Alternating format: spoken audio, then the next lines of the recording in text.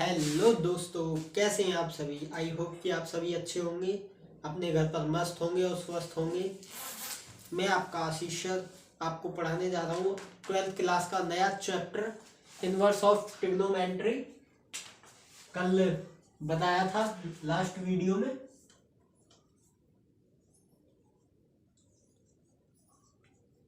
Inverse of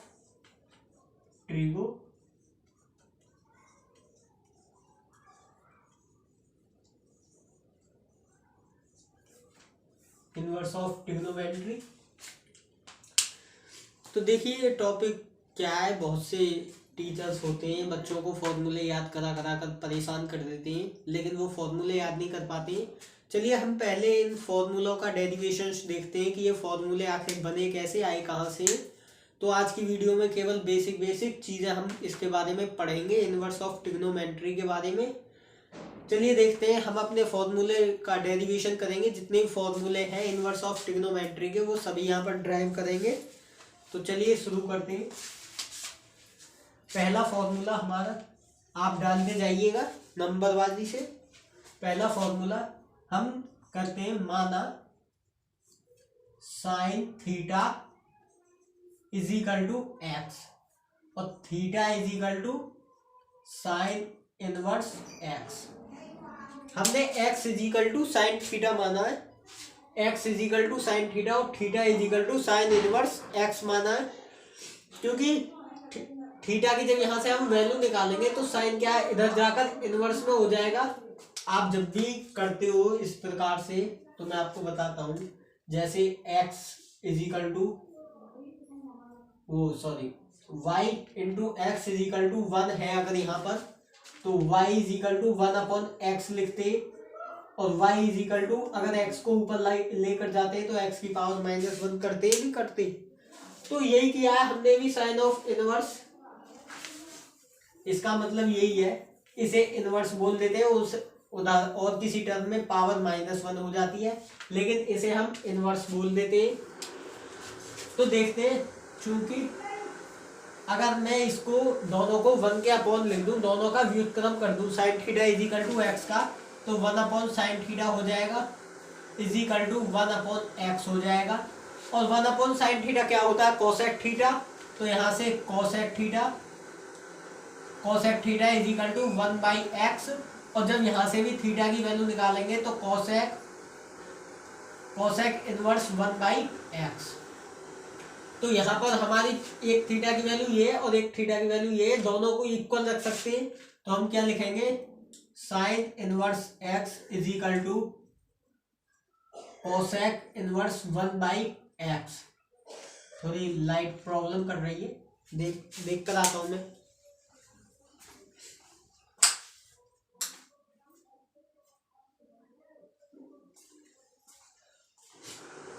तो चलिए आपको ये समझ में आ गया होगा। Now take a screenshot for that.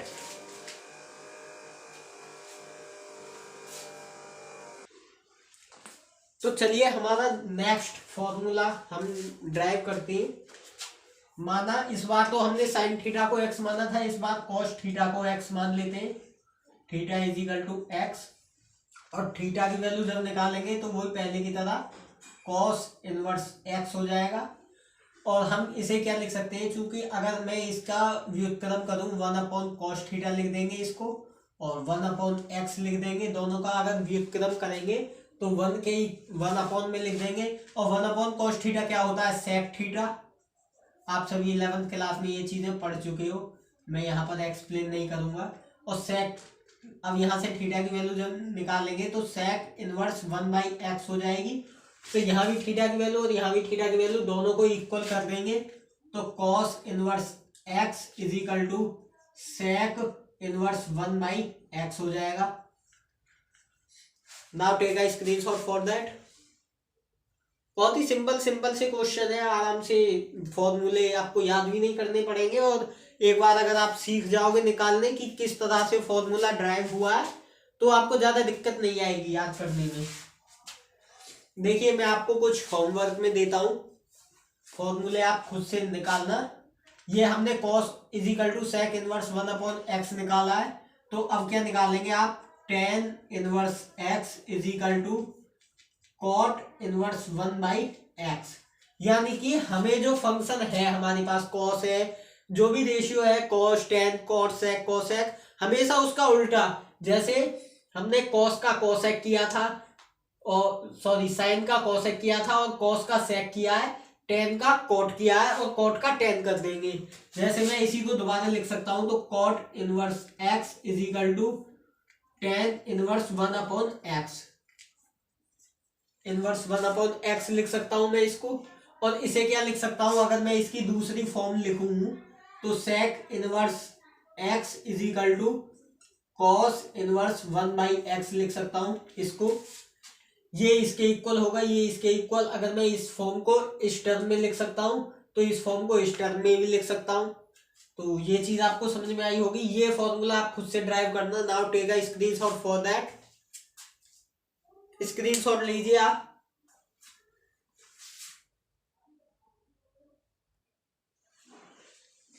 चलिए अब हम अपना नेक्स्ट फॉर्मूला ड्राइव करते हैं। तो इस बार हम फिर से साइन थीटा को x मानेंगे। Sine theta is equal to x और theta is equal to sine inverse x, sine inverse x. मैं साइन थीटा को सिंप्लीफाई करके साइन π/2 माइनस थीटा लिख सकता हूं।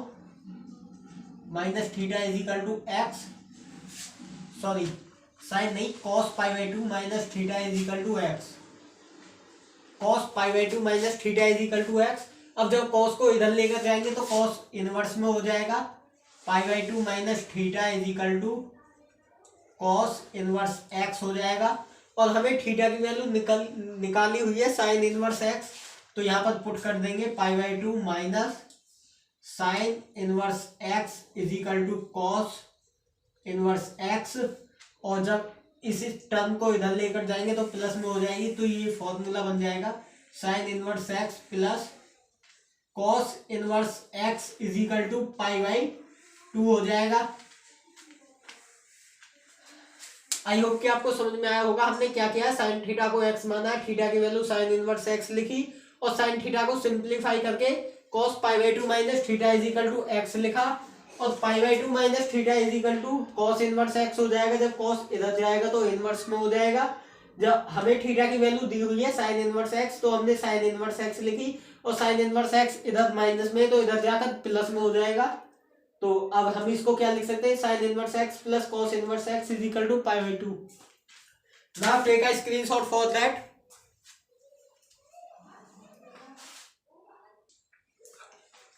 तो चलते हैं अपने नेक्स्ट फॉर्मूले की तरफ। नेक्स्ट फॉर्मूला है हमारा, इस बार हमने साइन को साइन और कॉस के टर्म में निकाला था, इस बार कॉस और सेक के टर्म में निकालेंगे। तो हमने सेक थीटा को इस बार x सपोज किया है और theta is equal to sec inverse x हो जाएगा। अब सेक थीटा को सिंप्लीफाई करके मैं लिख सकता हूं cosec π/2 minus theta is equal to x। अब कॉसेक को इधर लेकर जाएंगे तो कोसेक इनवर्स एक्स हो जाएगा, π/2 minus theta is equal to cosec inverse x हो जाएगा। और थीटा की वैल्यू हमें सेक इनवर्स एक्स दी हुई है, तो π/2 minus sec inverse x is equal to cosec inverse x. और सेक इनवर्स एक्स को इधर ले जाएंगे तो प्लस में हो जाएगा वो, तो इसे क्या लिखेंगे, sec inverse x plus cosec inverse x is equal to π/2। हम इसका रूप दे देंगे इसको। Now take a screenshot for that. देखिए अगर वीडियो कम समझ में आई तो आपके पास सुविधा है कि आप वापस से बैक करके दोबारा देख सकते हो, आराम से समझ में आएगा।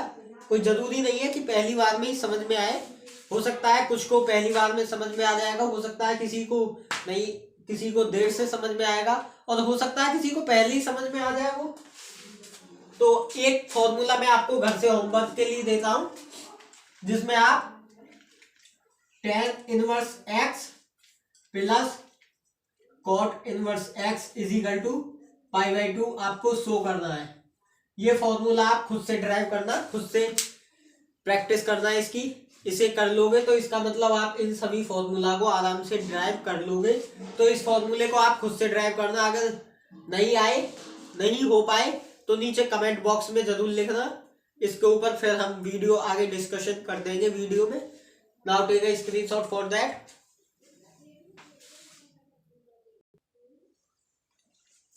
चलिए अब अपना नेक्स्ट फॉर्मूला देखते हैं। नेक्स्ट फॉर्मूला क्या है, हम फिर से साइन थीटा को एक्स मान लेंगे, theta is equal to x. अब कुछ छात्र सोच रहे होंगे सर आप तो साइन थीटा के पीछे ही पड़ गए। पढ़ना पड़ेगा भाई पीछे इसके, क्योंकि साइन थीटा को अगर छोड़ देंगे और कॉस थीटा को छोड़ देंगे तो कुछ नहीं कर पाएंगे।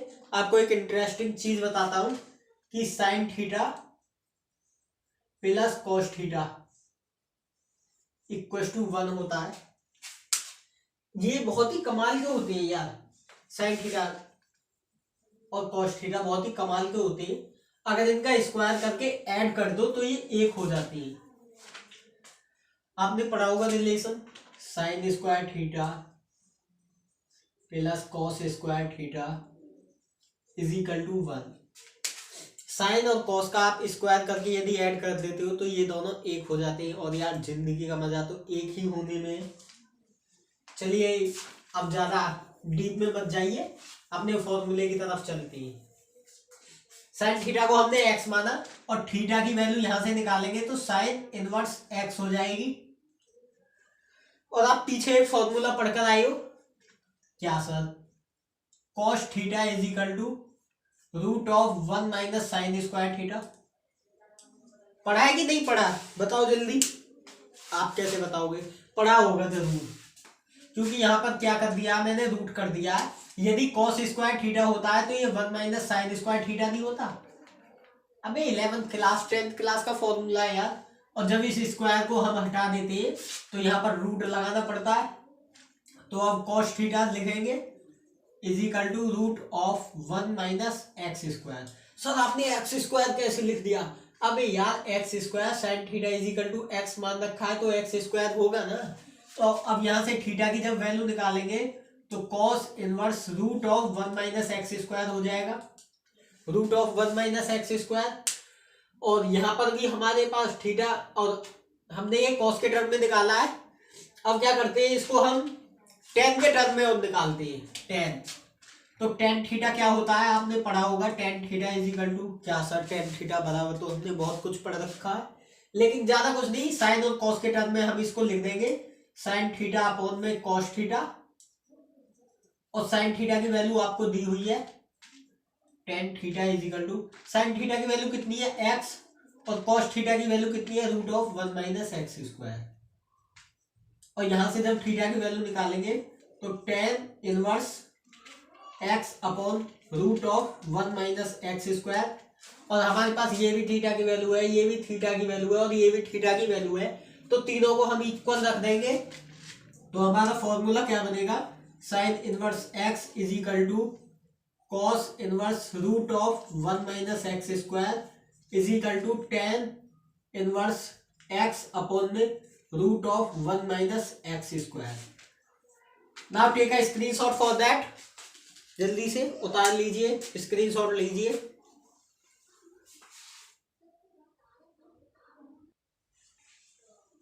तो चलिए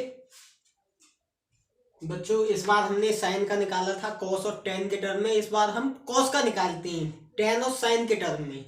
तो लिखते हैं माना cos theta, cos theta is equal to x. यार मानते मानते पूरी जिंदगी निकली जा रही है, लेकिन कोई मानने को तैयार ही नहीं होता है।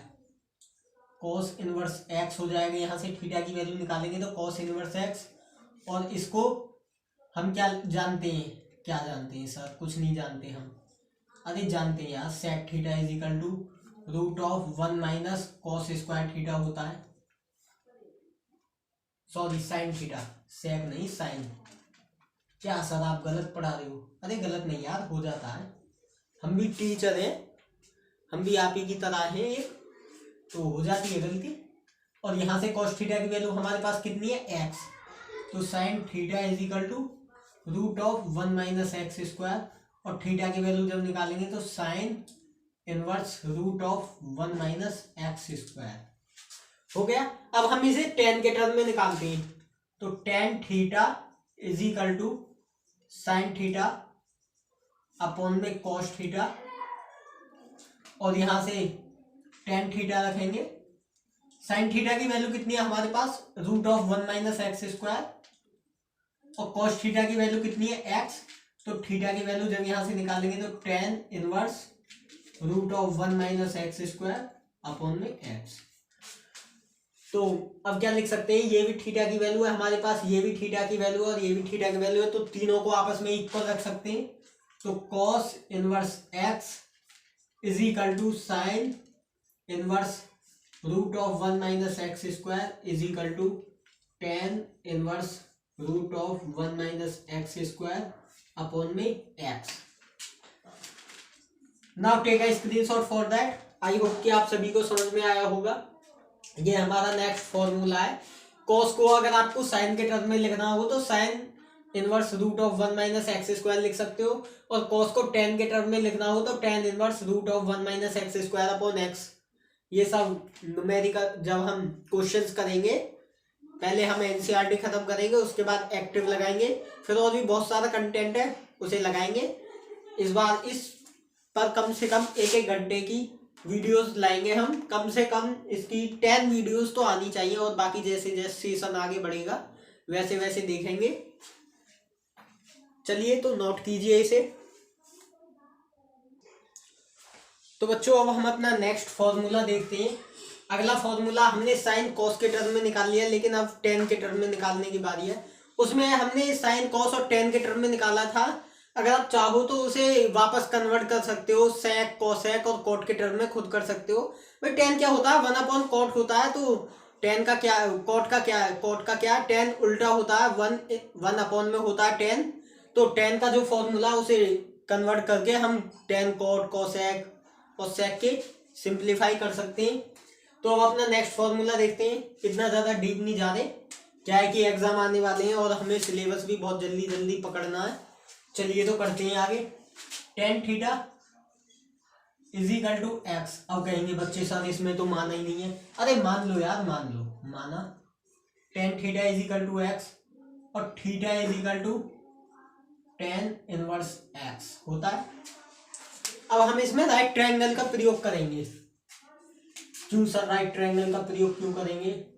क्योंकि अगर मैं उस वाले मेथड से निकाल दूं जो मैंने अभी आपको कराए, साइन और कॉस के जो निकाले थे, उस टर्म से कराऊं तो काफी लॉन्ग हो जाएगी वीडियो, तो इसलिए इसे हम राइट ट्रायंगल से करेंगे।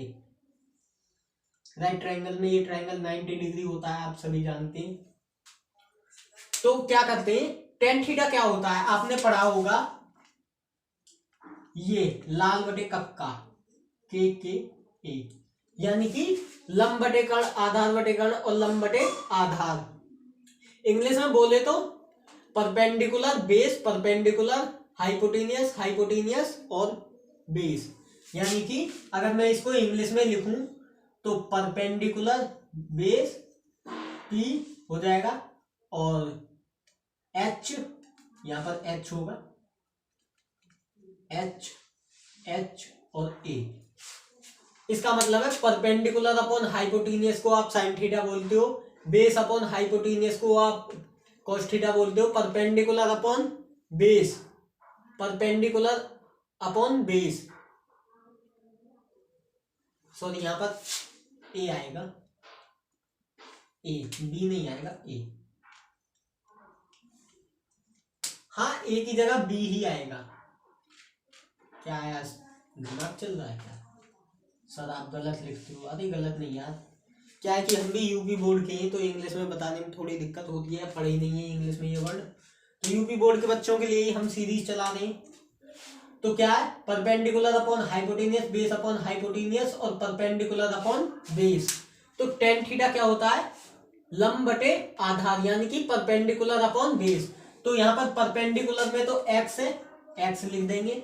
बेस में क्या है, बेस में तो कुछ नहीं है, तो यार एक मान लो ना, एक मानने में क्या जा रहा है हमारा, कुछ नहीं, एक मानने में बस हमारा क्वेश्चन सॉल्व हो जाएगा, इसलिए बेस को हमने एक माना, तो ये क्या हो जाएगा 1 + x² हो जाएगा। अरे पाइथागोरस प्रमेय लगा देंगे यार, पाइथागोरस प्रमेय से √1 + x² हो जाएगा। अब साइन थीटा निकालेंगे, तो साइन थीटा क्या होता है हमारा लंब बटे कर्ण, लंब बटे कर्ण यानी कि perpendicular upon hypotenuse. Sine theta क्या होता है परपेंडिकुलर अपॉन हाइपोटेन्यूस, तो परपेंडिकुलर इसमें x है और हाइपोटेन्यूस कितना है √1 + x²। तो थीटा की वैल्यू निकालेंगे तो sine inverse x upon √1 + x² हो जाएगा। ठीक, अब निकालेंगे हम कॉस, तो कॉस थीटा = हो जाएगा base upon hypotenuse, base upon hypotenuse, तो बेस में क्या है 1 है, हाइपोटेन्यूस क्या है √1 + x², तो theta = cos inverse 1 upon √1 + x² हो जाएगा। तो तीनों थीटा की वैल्यूज आ गई हमारे पास, tan inverse x = sine inverse x upon √1 + x² = cos inverse 1 upon √1 + x² हो जाएगा। Now take a screenshot for that, यही हमारा अगला फॉर्मूला है। आप इससे चाहो तो इसका यूज करके आप और भी टर्म निकाल सकते हो आराम से, और ऐसा ही नहीं है कि आप खाली tan में ही लगाओ, साइन और कॉस में भी आप लगा सकते हो इसी प्रकार, तो आराम से निकल ही आएगा। Now take a screenshot for that. तो बच्चों अब हम अपना नेक्स्ट फॉर्मूले की तरफ चलते हैं। सब कितने फॉर्मूले हैं यार, बहुत ज्यादा फॉर्मूले, कह नहीं सकते। इनवर्स ऑफ ट्रिग्नोमेट्री और ट्रिगोमेट्री, ट्रिगो तीनों ही चीजें केवल फॉर्मूले पर बेस्ड है। इनका फॉर्मूला लगाओ और क्वेश्चन को तबाह कर दोगे आप। केवल फॉर्मूले याद कर लो, फॉर्मूले ड्राइव कर लो, आराम से तबाह कर दोगे क्वेश्चन को। कुछ भी नहीं है यार इनवर्स ऑफ ट्रिग्नोमेट्री में, सब बच्चे हुआ समझते हैं, कुछ भी नहीं है इनवर्स ऑफ ट्रिग्नोमेट्री में। चलिए अपना नेक्स्ट फॉर्मूले की तरफ चलते हैं हम। तो नेक्स्ट फॉर्मूला आपने एक 11th क्लास में फॉर्मूला पढ़ा होगा साइन a + b का, a + b का फॉर्मूला क्या होता है sine a × cos b plus cos a × sine b। ये फॉर्मूला आपने पढ़ा होगा, आई होप जरूर पढ़ा होगा, जरूर पढ़ा ही होगा, ऐसा नहीं है कि नहीं पढ़ा हो, पढ़ा होगा। तो देखिए हम इसमें भी कुछ मान लेते हैं, माना साइन a = x और a = sine inverse x, sign inverse x, अभी x नहीं, sign inverse x, sign inverse x, और यहां पर मान लेंगे क्या साइन b को, साइन b = y मान लेंगे, और b = साइन इनवर्स y, और यहां से हम a साइन a = x है तो हम cos a निकाल सकते हैं। cos a = √1 - sin² a होता है, तो यहां से cos a जब निकालेंगे √1 - x² हो जाएगा, और यहां से हम cos b निकाल सकते हैं। cos b = √1 - sin² होता है, और sin² को हमने y मान रखा है, तो √1 - y² हो जाएगा cos b। ठीक, यहाँ तक समझ में आई होगी चीजें, बहुत ही सिंपल है। अब क्या करते हैं, अब वैल्यू उठाकर इसमें रख देते हैं, तो साइन a + b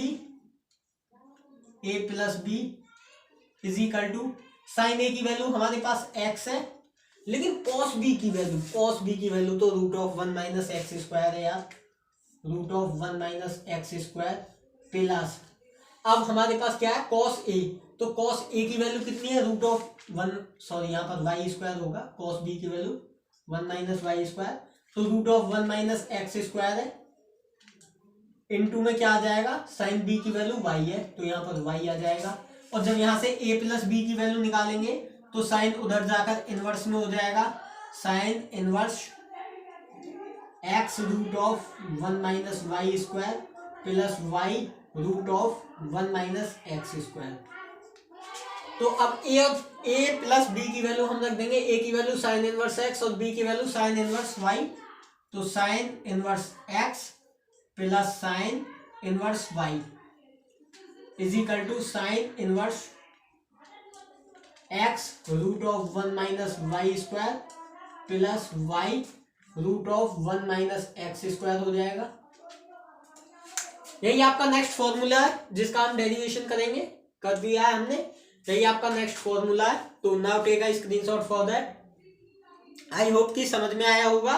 बहुत ही सिंपल चीजें हैं, बेसिक सी चीजें हैं, 11th क्लास से रिलेटेड है। अगर 11th क्लास में आपकी ट्रीगो बहुत ही भयंकर है तो 12th क्लास में आपको कोई दिक्कत नहीं आएगी। अगर आपकी 11th क्लास की ट्रीगो वीक है तो आप 12th क्लास में मामू बना देगा, छोटा क्वेश्चन भी आपको। तो आप कॉन्सेप्ट पर ध्यान दीजिए। चलिए नोट कीजिए जल्दी। Now take a screenshot for that. अब हम इसमें क्या करते हैं, अभी तो हमने a प्लस बी का सिंप्लीफाई किया है, इसी में हम थोड़ा सा कन्वर्ट कर देते हैं a माइनस बी का। तो हम a प्लस बी की जगह a माइनस बी कर देंगे। तो हमारे जो साइन है केवल वो चेंज हो जाएंगे, माइनस माइनस हो जाएगा। इधर क्या है, इधर माइनस हो जाएगा, इधर भी माइनस होगा। प्रोसेस सगरा वही रहेगा जो है माइनस, और जहां जहां प्लस है वहां पर माइनस हो जाएगा। यहाँ माइनस होगा, यहाँ पर माइनस होगा और यहाँ पर भी माइनस होगा।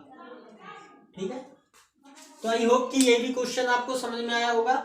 A sine A minus B का फॉर्मूला क्या होता है, sine A into cos B minus cos A into sine B होता है। तो साइन ए माइनस बी का फॉर्मूला हमने यहाँ पर पुट कर दिया है, जो भी हमारे पास वैल्यू निकल के आई वो हमने यहाँ पर पुट कर दी है। तो ये आपका नेक्स्ट फॉर्मूला हो जाएगा। Now take a screenshot for that. तो चलिए दोस्तों अपना नेक्स्ट फॉर्मूला हम लगाते हैं। इस बार लगाएंगे हम कॉस का, नहीं कॉस का नहीं, पहले टेन का लगा देते हैं, क्योंकि वीडियो थोड़ा लंबा हो रहा है। ज्यादा लंबा हो जाएगा तो फिर आप देखने में भी परेशानी करोगे। तो हम सोचते हैं कि ज्यादा से ज्यादा 30 मिनट्स का वीडियो रहे या 31 32 लास्ट हो जाए। तो हम एक 10 का प्रूफ करते हैं फॉर्मूला, उसके बाद एक JEE का क्वेश्चन करेंगे, IIT JEE में आया हुआ एक क्वेश्चन करेंगे, उसके बाद इस वीडियो को स्टॉप करेंगे। तो करते हैं हम जानते हैं 10a प्लस बी का फॉर्मूला आपने पढ़ा है 11th क्लास में। 10a plus 10b upon 1 minus 10a into 10b। Cos वाला जो फॉर्मूला है उसे हम नेक्स्ट वीडियो में करा देंगे। ऐसा नहीं है कि आप सोच रहे हो कि सर रिवाइज करके आएंगे, कराने को मैं अभी भी करा सकता हूं। तो चलिए कोई बात नहीं, करा कर ही जाएंगे। 10a प्लस बी, तो 10a प्लस बी नहीं, इसमें भी हमको मानना है ना, मानना पड़ेगा। मानते मानते हमारी जिंदगी निकली जा रही है। माना 10a is equal to x और a is equal to 10 inverse x, 10 inverse x और 10b is equal to y और b is equal to 10 inverse y। तो वैल्यू उठाकर रख दीजिए, बस काम खत्म हमारा। 10a plus b is equal to 10a की वैल्यू x, 10b की value y upon 1 minus x y. और जब यहां से a प्लस बी की वैल्यू हम निकालेंगे तो वो हो जाएगी 10 inverse x plus y upon 1 minus x y. और a प्लस बी की वैल्यू हमारे पास है 10 inverse x plus 10 inverse y is equal to 10 inverse x plus y upon 1 minus x y. Now take a screenshot for that. Screenshot लीजिए, फिर इसका minus वाला proof करेंगे। आई होप कि आपने स्क्रीनशॉट लिया होगा। तो हम क्या करते हैं, जहां पर प्लस है वहां पर माइनस कर लेंगे और जहां पर माइनस है वहां पर प्लस कर देंगे। तो यहाँ पर माइनस करेंगे तो यहाँ पर क्या आ जाएगा, प्लस की जगह माइनस आ जाएगा और यहाँ पर प्लस हो जाएगा। बाकी रूल वही सेम है, जहां जहां प्लस है वहां वहां माइनस हो जाएगा और जहां पर माइनस है वहां प्लस हो जाएगा। यहाँ पर माइनस हो जाएगा यहाँ पर माइनस होगा, यहाँ पर माइनस, यहाँ पर माइनस, और ये माइनस हो जाएगा, और ये माइनस है तो ये प्लस हो जाएगा, ये भी प्लस हो जाएगा, ये भी प्लस हो जाएगा, और ये माइनस हो जाएगा। Again now take a screenshot for that. सारा प्रोसेस वही है, हमने tan a माइनस बी का फॉर्मूला पढ़ा है, tan a minus tan b upon 1 plus tan a into tan b, tan a is equal to x, tan b is equal to y, tan और a की value निकालेंगे tan inverse x, b की value निकालेंगे tan inverse y, a minus b की value यहाँ पे हमने रख दी है, जो भी वैल्यू हमने निकाली थी वो इस फॉर्मूले में रखी, हमारे पास ये फॉर्मूला अंत में निकल कर आया। Again now take a screenshot for that. तो दोस्तों हम अपना IIT JEE का एक क्वेश्चन लेते हैं इन्हीं फॉर्मूले के बेस्ड पर। देखिए बहुत ही सिंपल क्वेश्चन है, बहुत ही शानदार है। इसको रफ कर देता हूं मैं जरा, किधर गया।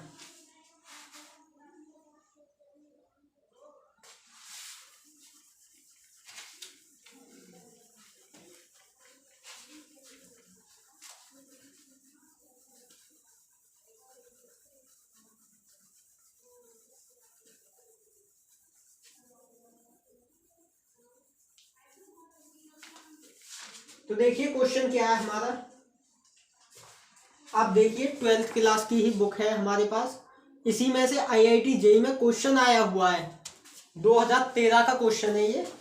तो हम देखिए लिखते हैं, यदि x, y और z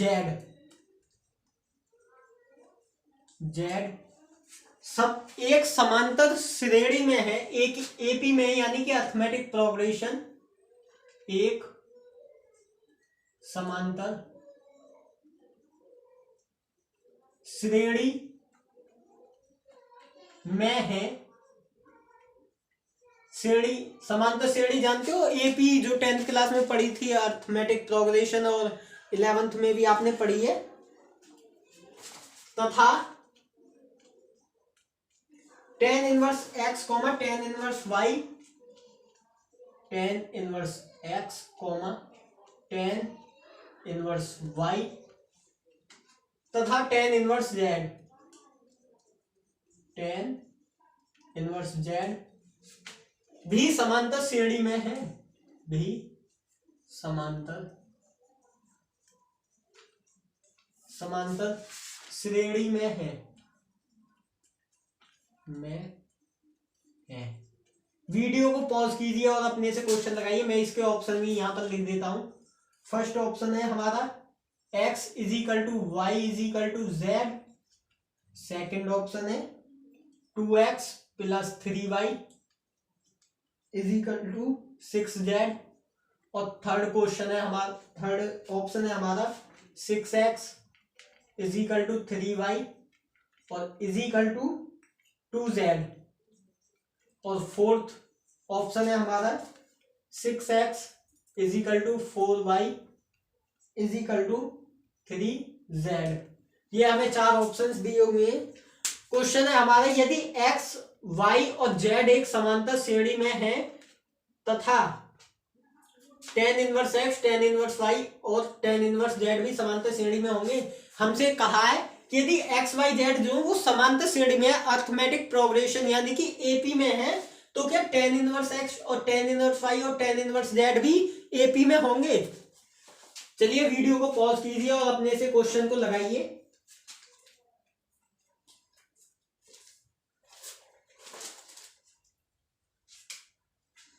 चलिए तो अब हम करते हैं। हमें शर्त क्या दी है कि x, y और z किस में है, AP में है, अर्थमेटिक प्रोग्रेशन यानी कि समांतर श्रेणी में है। तो समांतर श्रेणी की आपने 11th क्लास में एक शर्त पढ़ी होगी। समांतर श्रेणी का अर्थ होता है कि जो हमें बीच का टर्म दिया है और दोनों टर्मों के योग के बराबर होता है, उसका दो गुना। जो बीच का टर्म है हमारा उसका दो गुना, और बराबर वाले जो टर्म है, मतलब आगे वाला टर्म और पीछे वाला टर्म, इन दोनों के योग के बराबर होता है। तो 2y is equal to x plus z।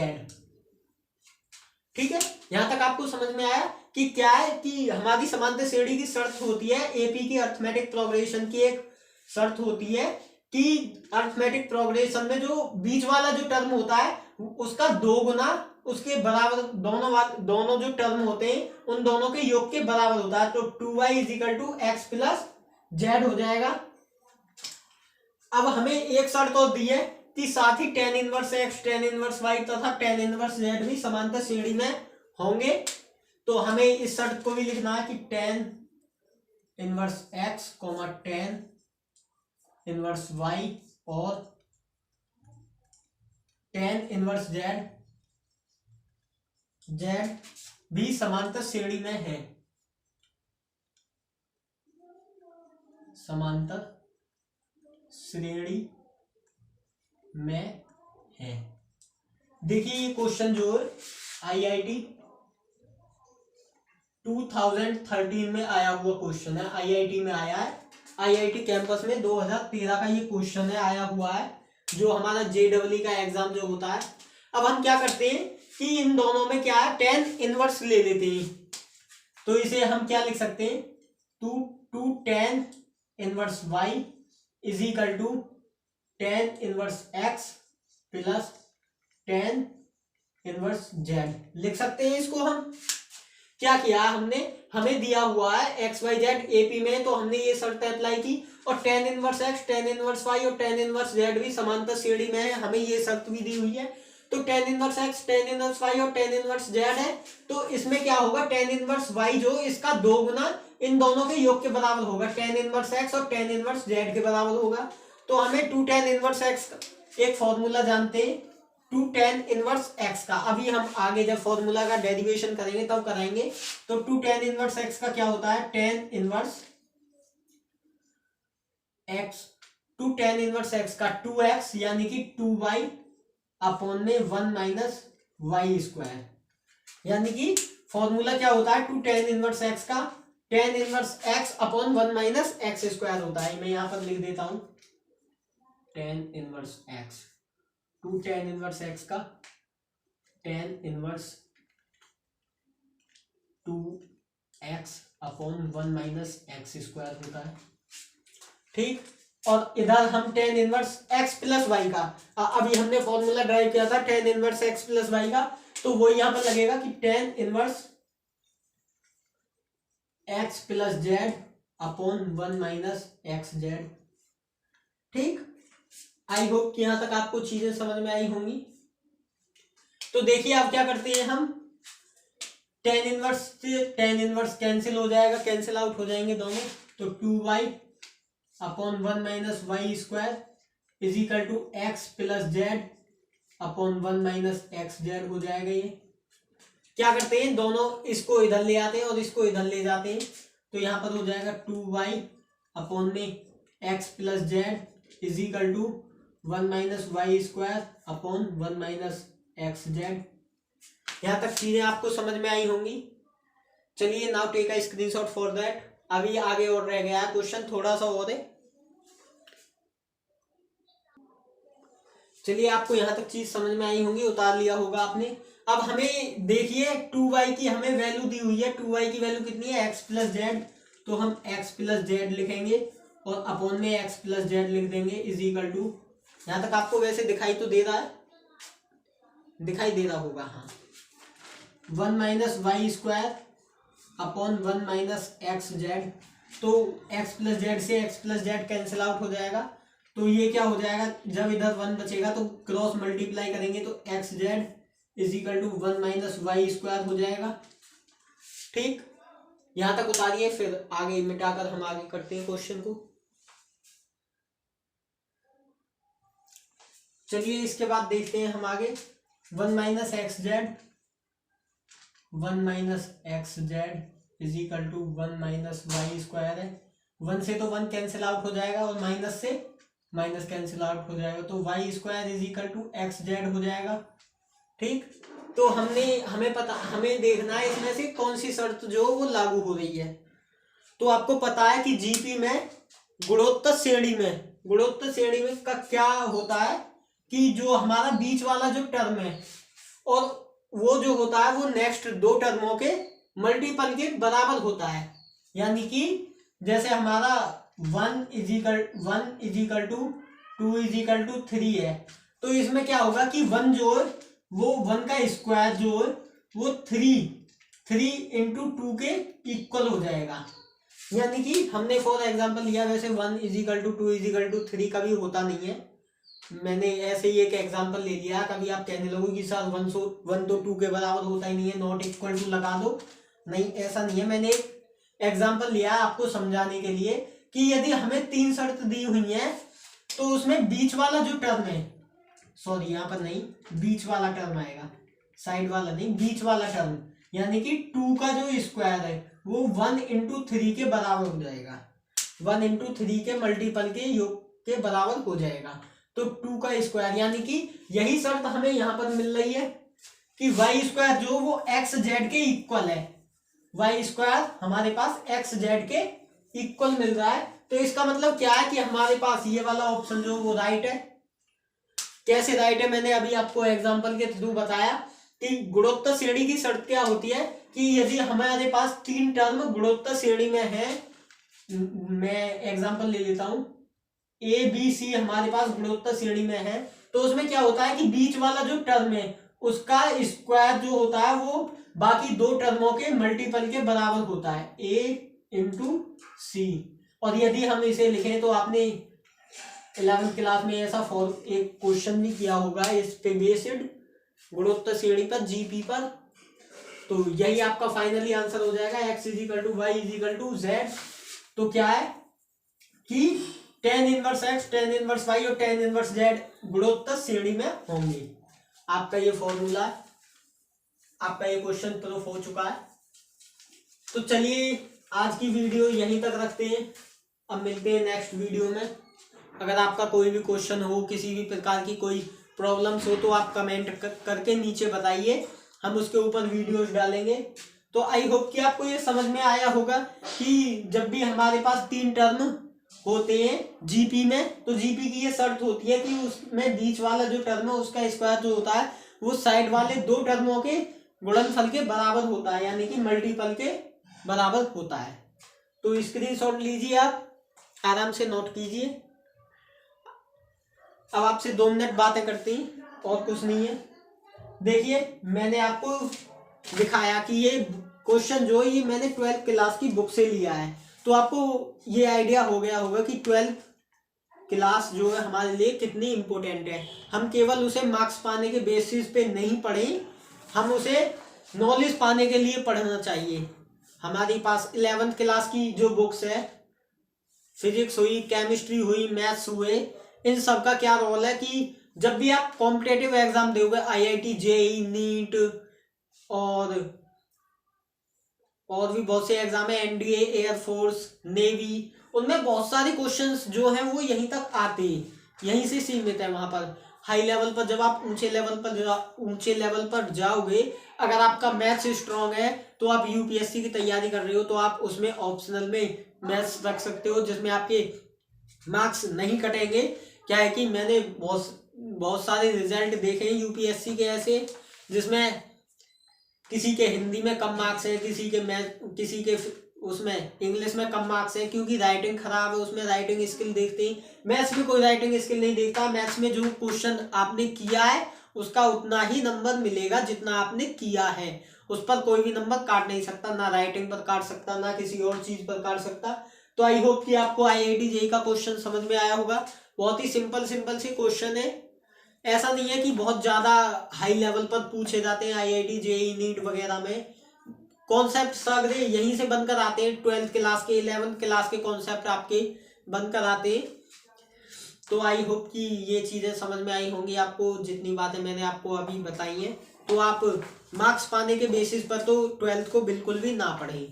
क्या है कि मेरे खुद के भी इतने अच्छे मार्क्स नहीं आए हैं, लेकिन मेरे पास क्या है, स्किल है, मेरे पास टीचिंग पढ़ाने का एक्सपीरियंस है, मैंने चीज़ों को एब्जॉर्व किया है, उन्हें कभी मार्क्स के बेसिस पर नहीं पढ़ा। वैसे भी हालांकि मैथ्स में मेरे 80+ मार्क्स थे, जब मैंने 12th की थी तो 80+ मार्क्स स्कोर किए थे, मैथ्स में भी फिजिक्स में भी काफ़ी अच्छे मार्क्स थे, परसेंटेज भी ठीक ठाक थी मेरी। तो आप परसेंटेज पर मत जाइए, परसेंटेज पर अगर मैं गया होता तो मैं भी टॉपर होता, और लेकिन टॉपर क्या है, आज वो कोचिंगों का सहारा लेकर पढ़ रहे हैं और मैं यहाँ पर पढ़ा रहा हूँ। ठीक है, चलिए तो आज की वीडियो को यहीं तक रखते हैं। थैंक्स फॉर वॉचिंग मी। अगर कोई भी आपकी क्वेरी हो तो वो आप मैंने इंस्टाग्राम की आईडी बताई थी नेक्स्ट वीडियो में, इससे पहले मैंने एक वीडियो अपलोड की थी अवकलन की, उस पर आप जाइए, लास्ट वीडियो को देखिए। और मोस्ट इम्पोर्टेंट क्वेश्चन थे, बहुत ही लॉजिकल क्वेश्चन थे जो मैंने कराए थे पेपर के व्यूज से। हो सकता है उसके अलावा मुझे अब और कुछ कराने की जरूरत नहीं है। तो चलिए खत्म करते हैं आज की वीडियो को लास्ट।